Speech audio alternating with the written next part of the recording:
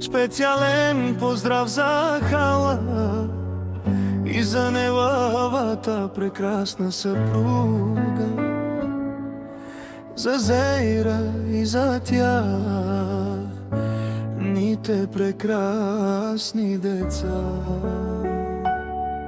И най-вече за тяхните прекрасни двама синове, и за Шоро и по-малкият му брат за нея. И вече става дума за тяхната прекрасна дъщеря, Стоянка, за принцесата. Те са силата на Хала и Зейра. Те са тяхната гордост, гордеят се с аз.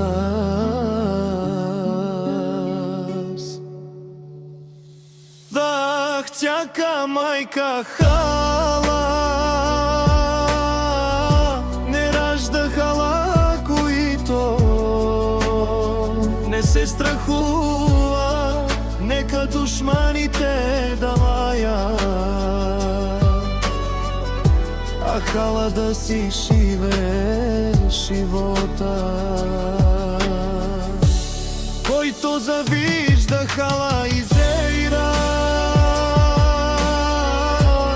вижда не вижда Хала е валки динар и само за двамата брата. Те са брат за брат.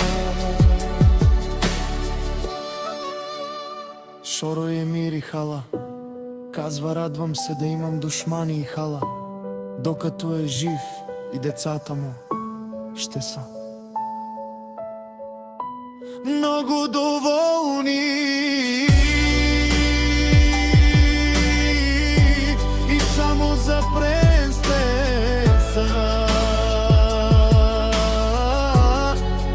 за Зейра,